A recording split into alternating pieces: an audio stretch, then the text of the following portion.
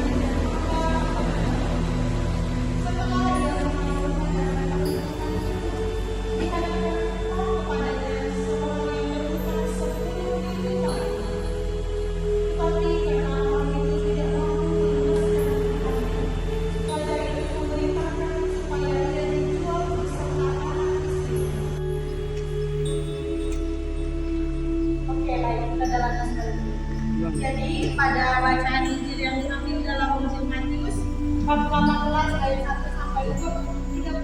Di sini Allah berfirman tentang perihal perumpamaan Emmaus, di mana Allah mengajarkan kita tentang hidup bersama sebagai saudara seiman maupun tidak seiman. Kita diajarkan untuk saling mengampuni. Di sini Yesus bertanya kepada mereka, ada yang berapa kali yang kalau mengampuni saudara jika ia bersalah?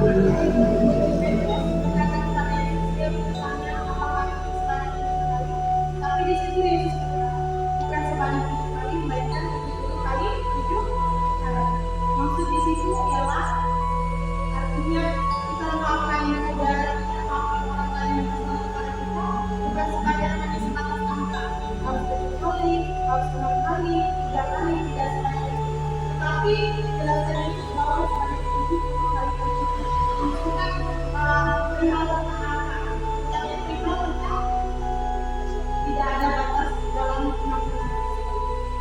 Dalam Injil ini juga Tuhan Yesus menyampaikan tentang perihal kerajaan surga, di mana perihal kerajaan surga itu digambarkan seorang raja yang mempunyai seorang anak buah. Anak buahnya ini berutang kepada si raja tadi, tapi anak buah ini tidak mampu untuk membayar utangnya. Utangnya tidak mampu dibayar dan minta belas kasih sama raja. Raja sama mampu akan melunasi. Nah, karena tergerak oleh belas kasihan dan pengampunan akan anak buah tadi, raja itu memberi pengampunan dan pelegaan sehingga dia membiarkan hambanya lepas dari algoritma untuk sampai kepada yang melunaskan dosa. Setelah hamba yang si A tadi dilepaskan dari pengampunan dan dari dosa, dia bertemu keluar dengan hamba yang lain, di mana hamba A tadi punya memiliki tebusan hutang. Temannya mempunyai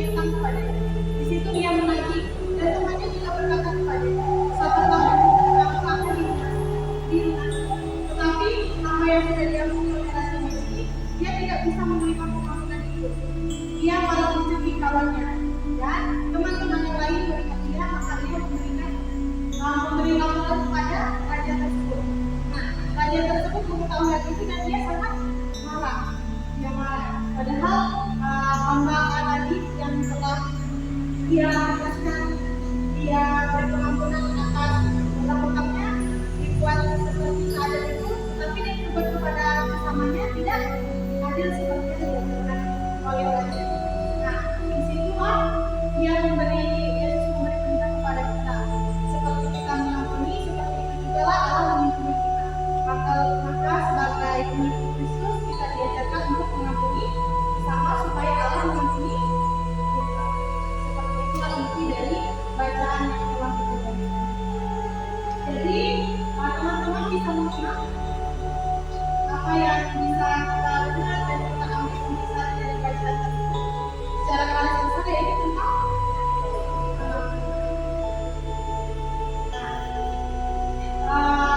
perlu ditegaskan lagi bahwa pengampunan sebanyak 7 tahun dalam hidup kita hanya kepada Laura atau untuk melakukan doa minimal 3 kali minimal 4 kali tidak seperti itu. Tapi kasih ini, kasih pengampunan ini seperti bisa mencerminkan kasih dari Yesus sendiri, mencerminkan kasih yang luar biasa, yang terbatas yang Tuhan berikan kepada kita.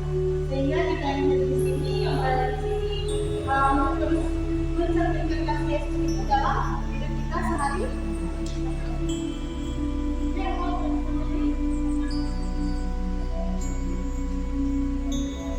Intinya teman-teman sudah dapatkan intinya. Nah, di sini kita masuk kepada dalam buku saya. Nah, mungkin teman-teman di sini pernah kan nyakitin orang lain atau disengaja dari perkataan, perbuatan, tindakan, mau sama orang yang lebih tua, pada sesama, atau pada siapa saja, tanpa kita sengaja telah menyakiti hati orang lain. Nah, dalam hal ini, teman-teman pernah tidak merasa kayak pernah nyakitin hati teman, atau teman lain juga pernah nyakitin hati kita, nyakiti kayak siapa sih lagi. Seperti itu tuh hubungan kita tuh jadi tidak baik-baik saja karena ada sebuah masalah. Di situ teman-teman tuh kayak ngerasa mau mengampuni, tapi susah sekali. Kayak ada aja faktor-faktor yang membuat kita tuh susah untuk mengampuni orang lain. Nah, dari situ kita dapat mencerminkan bagaimana kita susah untuk mengampuni orang lain, apalagi diri kita sendiri. Atau teman-teman lain ada punya cerita tentang mengampuni orang lain. Mau sharing, mau cerita bagaimana kita bisa mengampuni orang lain.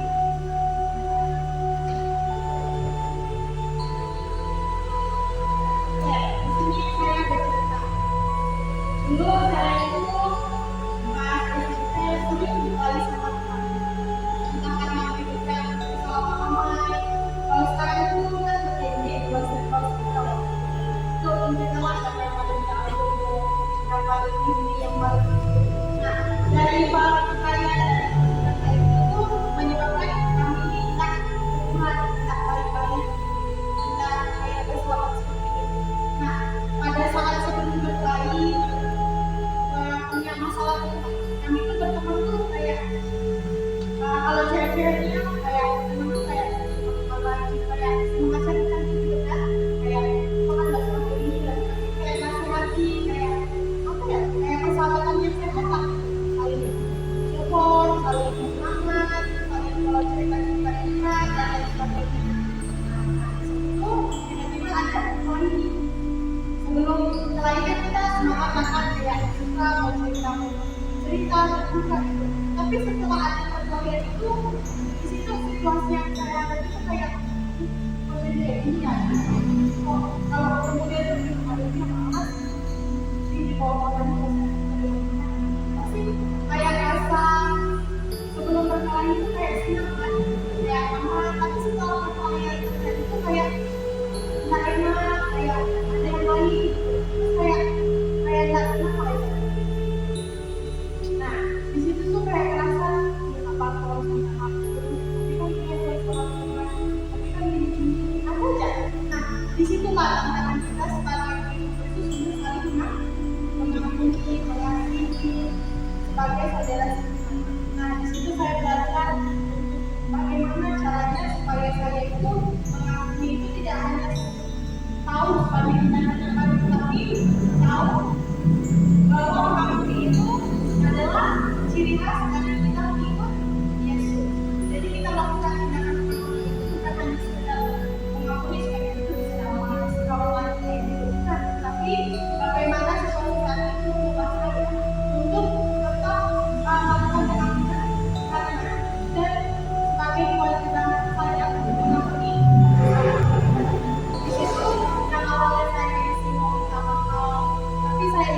bahwa saya adalah tubuh Kristus. Jadi saya mau juga tubuh kita. Dan akhirnya setelah maaf-maafan kami kembali lagi bertemu. Nah dari situ saya belajar bahwa dengan adanya tidak adanya tindakan manusia itu membuat apa yang sudah terjadi dengan pendahuluan, kebahagiaan, persahabatan itu bakal hancur hanya dengan tindakan tidak benar.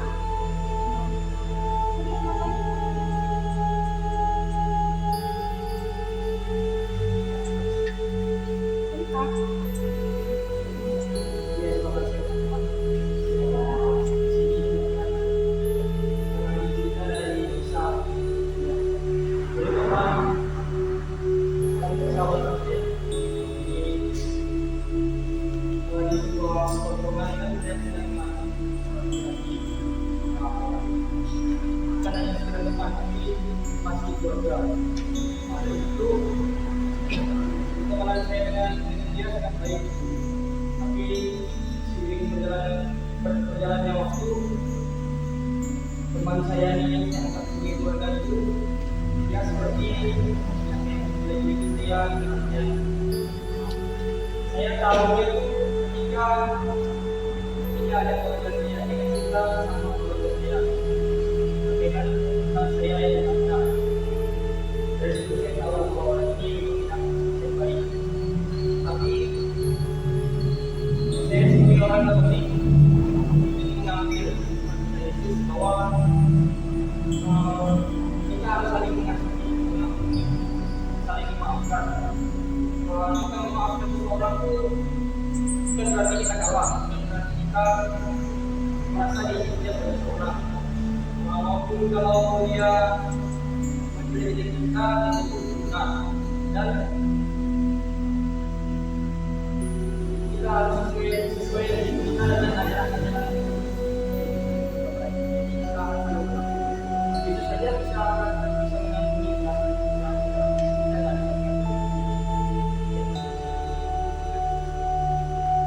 Teman yang lain yang mengenalkan atau dari keluarga, dari cerita.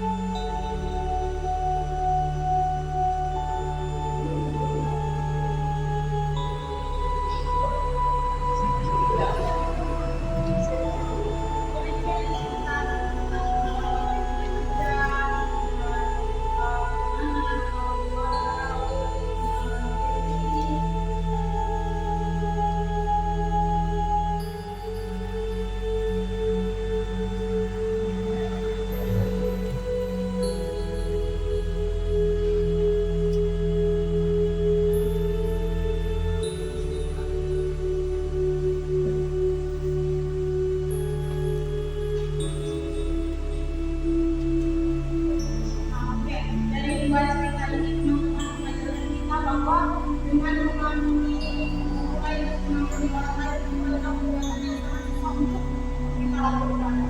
Mengampuni orang lain, kayak kalau dalam sebuah cerita itu kayak mengampuni orang lain itu mudah dikatakan. Tapi ketika kita mengalami perselisihan dengan orang lain dan mengampuni orang lain itu sangat susah. Ada gengsi, ada lagi kalau kita maaf duluan nanti bisa menerima salah. Kalau kita maaf duluan nanti jadi istrinya aku di bawah dia, nanti aku tidak padahal sebagai Kristus, sebagai anak-anak Kristus, kita tuh diajarkan untuk tidak melakukan salah dalam hidup, tapi untuk bagaimana cara kita untuk tetap mencerminkan ajaran Kristus, mencerminkan pribadi Kristus, mencerminkan ajaran kasihnya dalam hidup sehari-hari, dalam keluarga, dalam lingkungan pertemanan, persahabatan, percintaan, dan lain sebagainya. Kita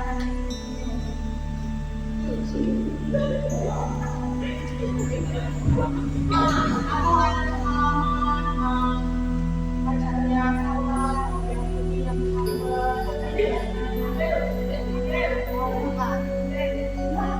atau dalam keluarga dan sebagainya. Intinya dari cerita ini selain dapat tantangan, disitu juga setelah kita mengampuni orang lain, kita bisa dapat kita bagaimana setelah kita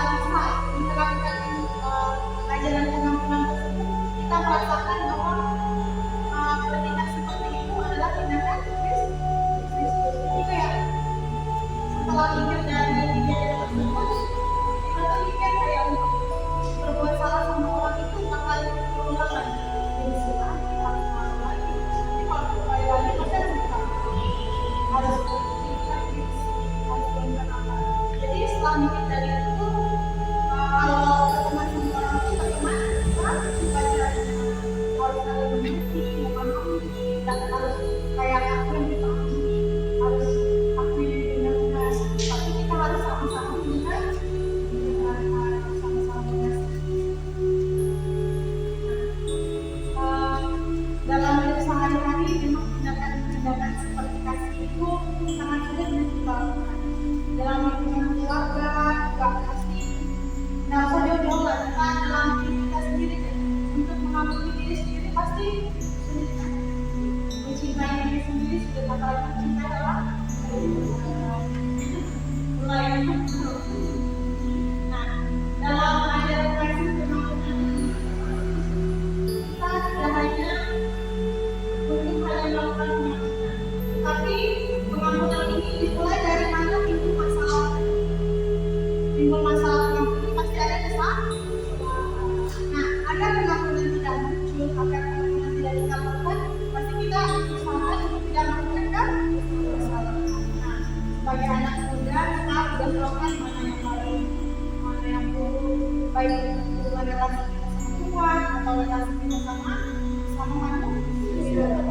Jadi dalam dunia ini Tuhan mau kita itu walaupun kita udah tahu kita tidak ada salah, kita diajarkan untuk tidak usah malu, tidak usah gengsi atau apa ya. Kita tuh harus mulai duluan untuk melakukan tindakan dan mengampuni tersebut. Sehingga kalau kita sebagai anak Yesus itu tercermin kasih Yesus kepada diri kita dalam hidup sehari-hari.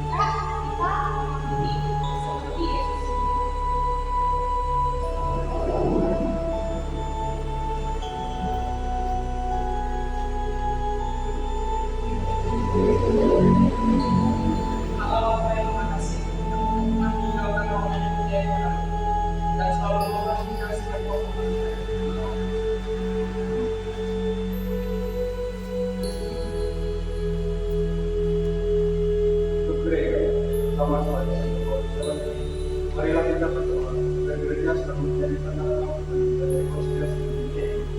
Semoga selalu satu orang sama mengirim dan membawa kasih kepada sesama. Marilah kita berdoa untuk diri kita sendiri. Marilah kita berdoa agar kita selalu memiliki hati yang berdoa untuk mengampuni seperti yang diajarkan oleh Yesus. Semoga kita mampu melepaskan segala dosa dan membangun kebaikan bersama. Marilah kita untuk kualitas saat ini kita berdoa dan mereka selalu semoga diberi karunia dan menjadi saksi kasih. Marilah kita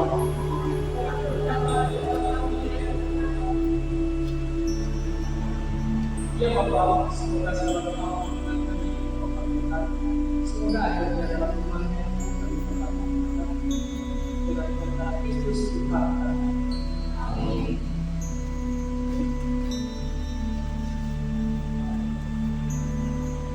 Kita lanjutkan dari doa Kristus Tuhan. Bapa kami yang Kristus Tuhan,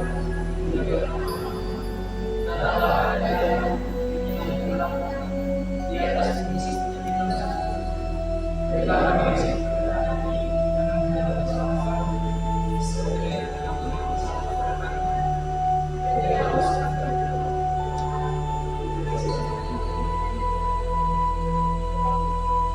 Marilah kita berdoa. Tuhan yang berkasih, kami bersyukur atas pengampunan yang Kau berikan kepada kami.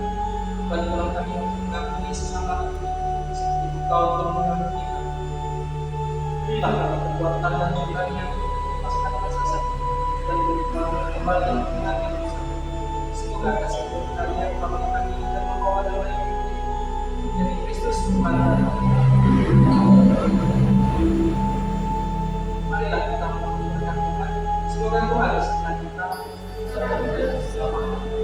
Semoga kita semua dengan rezeki ini dan diberkati oleh Allah yang Maha Kuasa dalam membawa dan menanggung kudus. Pertemuan saya dengan kita semua. Mari kita bangun dan terus.